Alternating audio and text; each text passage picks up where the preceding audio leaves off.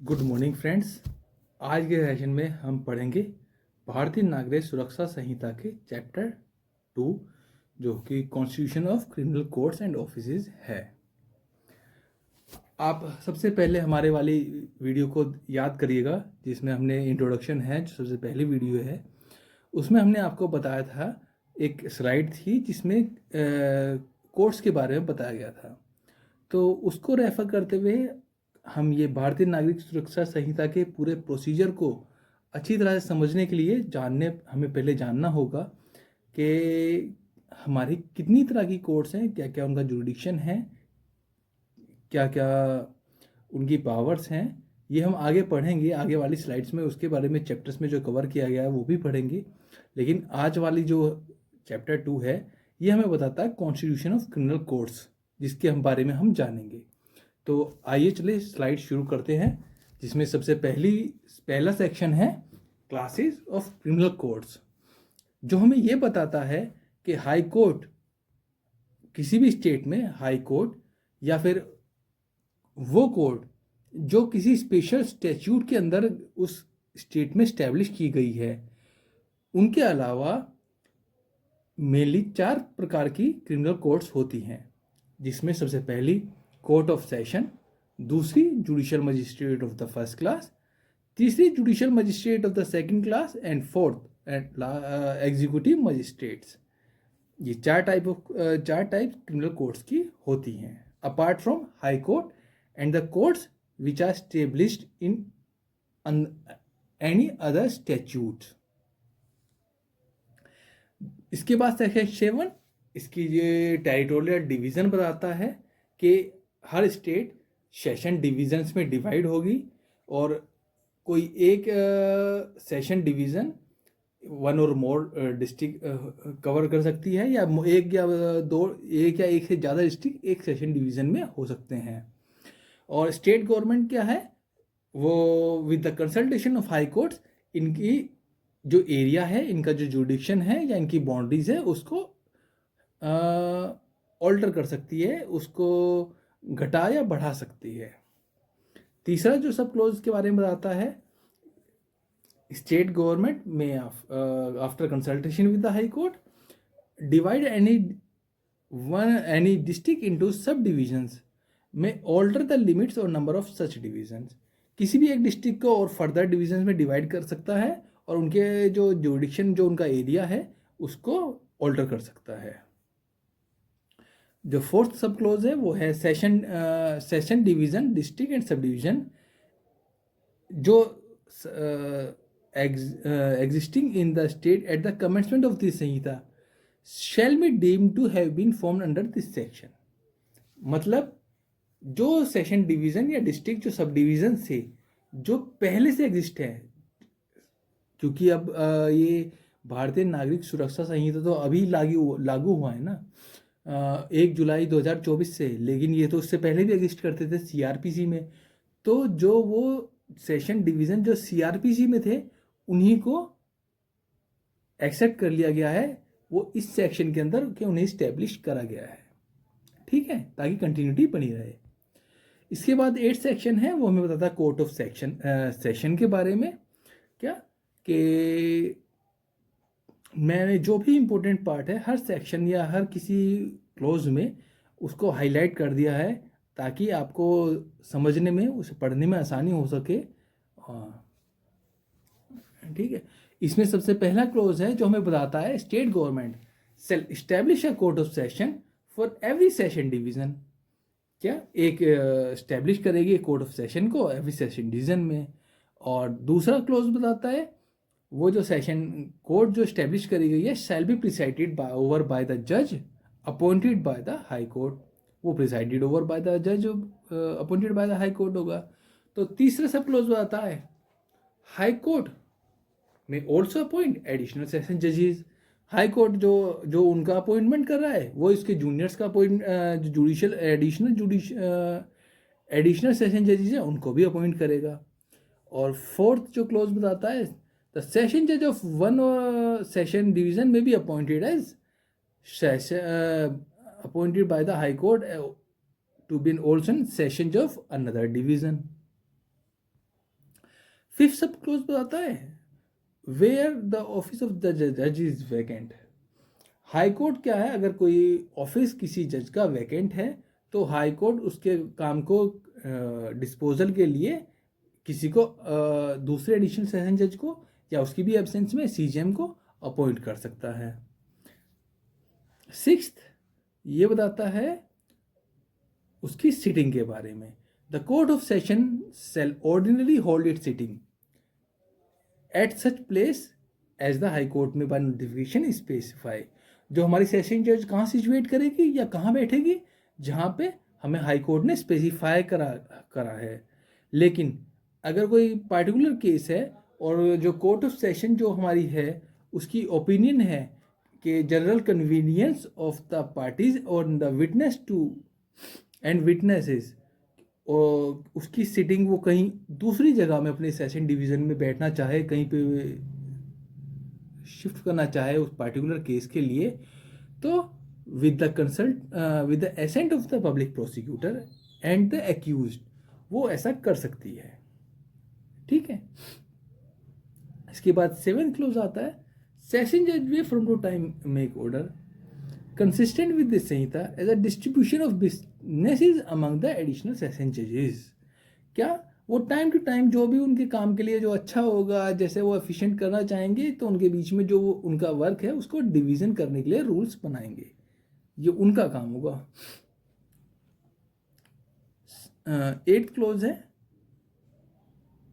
Session जज में also make provision for the disposal of any urgent application in the event of his absence or inability to act।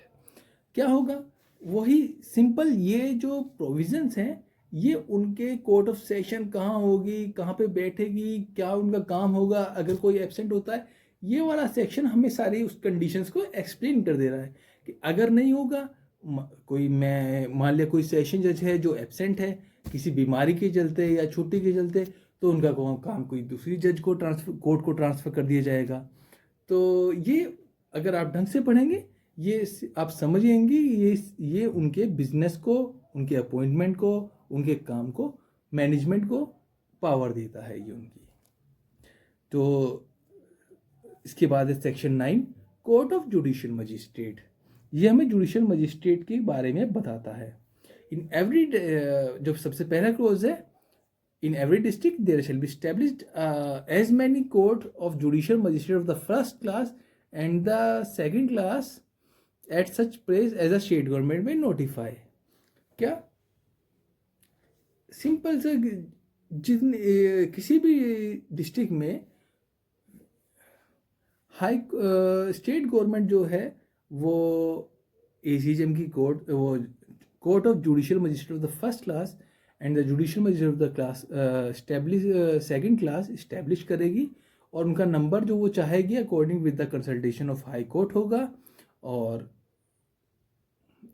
Provided state government पे after consultation with the high court establish for any local area one or more special court of judicial magistrate of the first class for particular cases. इसमें क्या है, ये close दिया गया है, इसमें ये कहा गया है अगर गवर्नमेंट चाहेगी किसी particular special type of cases के लिए वो स्पेशल कोर्ट इस्टेब्लिश करे किसी पार्टिकुलर एरिया के लिए, तो ये वो कर सकती है। इसका भी सेकंड क्लोज बताता है presiding officer of such court shall be appointed by the high court. Third close बताता है हाई कोर्ट में whenever it appears expedient or necessary confer powers of judicial magistrate of the first class or the second class in any member of judicial service of the state।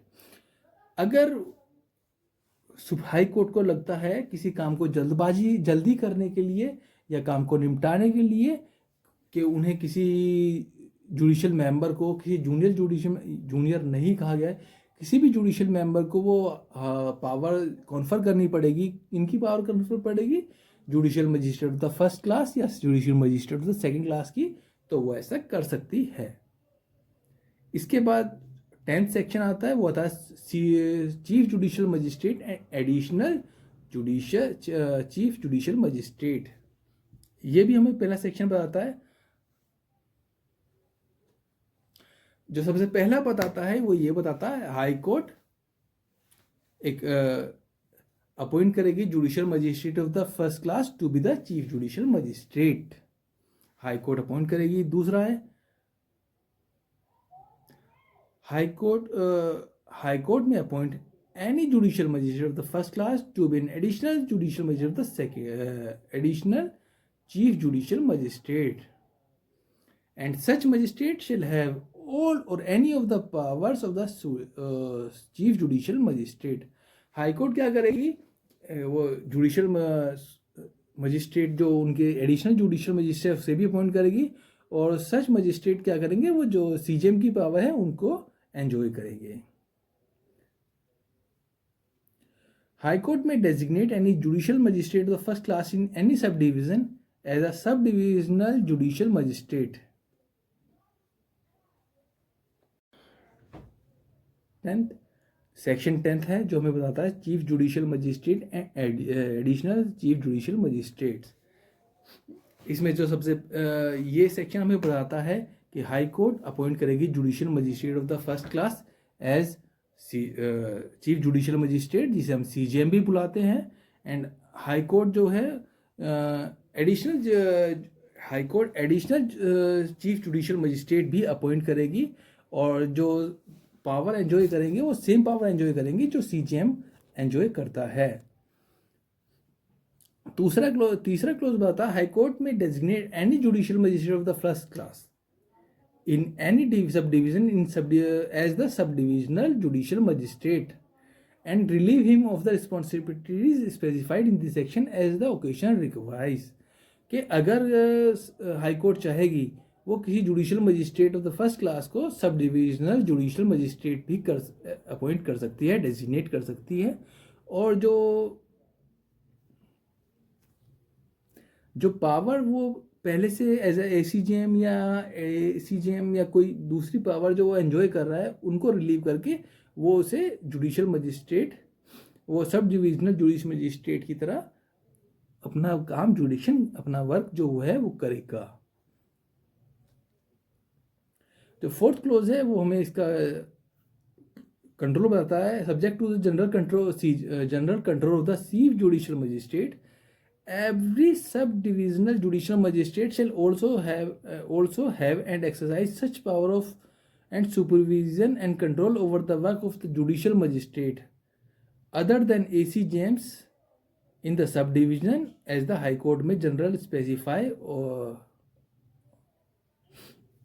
इसके बाद section 11 आता है जो बताता है special judicial magistrate. जो इसमें special judicial magistrate के बारे में हाई कोर्ट अगर स्टेट गवर्नमेंट चाहे और सेंट्रल गवर्नमेंट अगर रिक्वेस्ट करती है, the high court may confer upon any person who holds or has held any post in the government all or any of the powers conferred or conferable under this Sanhita or a judicial magistrate of the first class or the second class in respect to particular cases or particular classes of cases in any local area। अगर state government या central government high court को request करती है तो high court किसी ऐसे person पर जो कि उनकी स्टेट गवर्नमेंट में काम कर रहा है या कोई पोस्ट ऑफिल करी है तो उसके ऊपर जुडिशियल मजिस्ट्रेट और जुडिशियल मजिस्ट्रेट सेकेंड क्लास की पावर एंड कन्फर कर सकती है, और with respect to particular cases or particular classes of cases in any local area, provided जो पर्सन उन्होंने अपॉइंट करा है उसको क्वालिफिकेशन और एक्सपीरियंस हो जुडिशियल वर्क करने का। सच मजिस्ट्रेट दूसरा को बताया such magistrate shall be called special judicial magistrates and shall be appointed for such term not exceeding 1 year at a time। इसके बाद सेक्शन 12 आता है जो हमें local jurisdiction of the judicial magistrate के बारे में बताता है। इसे आप पढ़ लीजिएगा, कोई खास इंपॉर्टेंट नहीं है। इसके बाद सेक्शन 13 है, ये हमें बताता है सबऑर्डिनेशन ऑफ जुडिशियल मजिस्ट्रेट। ये सेक्शन हमें मेनली हायरार्की बताता है कि सबसे जो हमारा स्टेट में वो डिस्ट्रिक्ट में सीनियर सेशन डिवीज़न में सीनियर जज होंगे वो होगा सेशन को जज, उसके जो जूनियर होगा वो होगा सीजेएम, और सीजेएम से नीचे होंगे एसीजेएम, जुडिशियल मजिस्ट्रेट्स। ये हायरार्की हमें बताता है। इसे हम आगे पढ़ते हैं। Every CJM shall be subordinate to session जज। क्या कहता है? सीजेएम जो होगा वो सबऑर्डिनेट होगा सेशन जज के।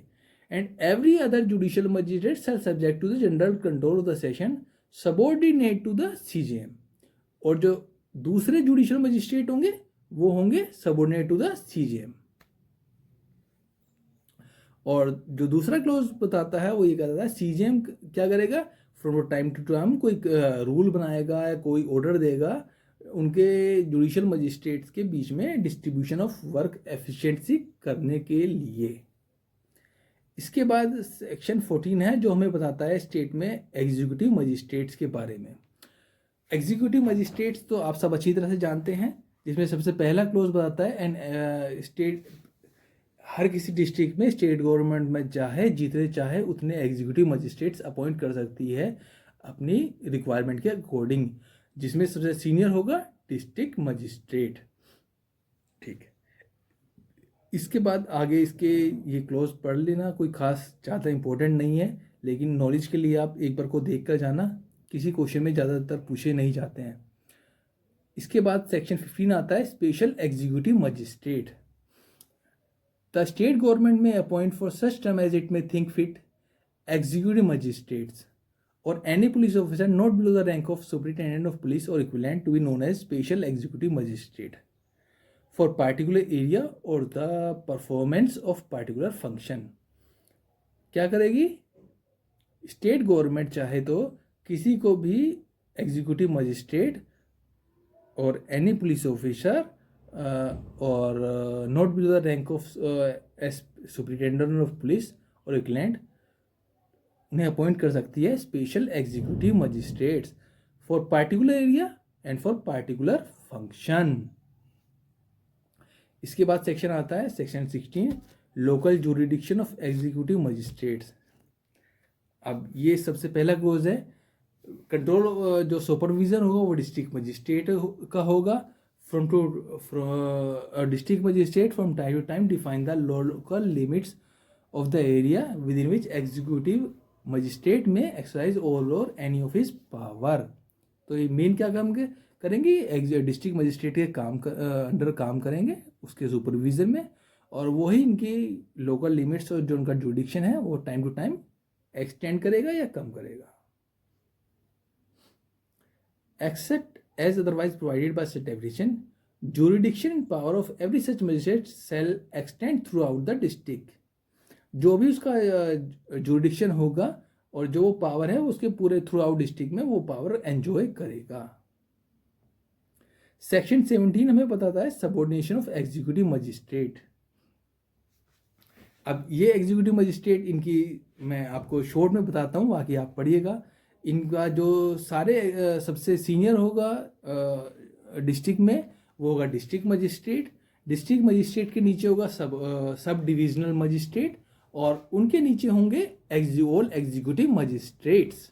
और जो डिस्ट्रिक्ट मजिस्ट्रेट है from to time special order करेगा distribution of allocation of business among the executive magistrate subordinate to him. उनके बीच में जो भी डिस्ट्रीब्यूशन ऑफ वर्क होगा उनका एलोकेशन होगा वो डीएम करेगा। इसके बाद सेक्शन 18 आता है पब्लिक प्रोसिक्यूटर।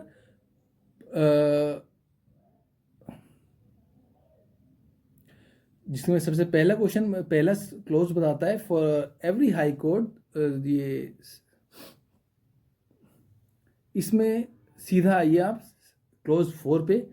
इंपॉर्टेंट पढ़ते हैं क्योंकि अदरवाइज हर सेक्शन में इतने अगर क्लोज आप पढ़ोगे तो बहुत ज़्यादा बर्डन हो जाएगा, बहुत ज़्यादा एक्सटेंसिव हो जाएगा। हम सिर्फ फोकस करेंगे जो इम्पोर्टेंट सेक्शन है और उन इम्पोर्टेंट सेक्शंस के जो क्लोज इम्पोर्टेंट हैं जिनसे अक्सर क्वेश्चन आ जाते हैं जुडिशरी में, हम उनको हाईलाइट करेंगे, उनको आपस अच्छे से डिस्कस करेंगे और इसी तरह से चलेंगे।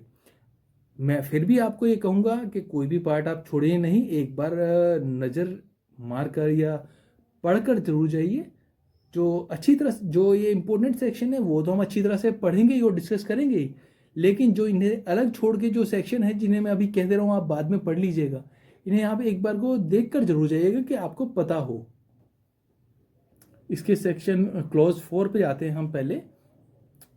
डिस्ट्रिक्ट मजिस्ट्रेट ये क्या करेगा, जो डिस्ट्रिक्ट में पब्लिक प्रोसिक्यूटर होते हैं उनके बारे में बताते हैं हमें।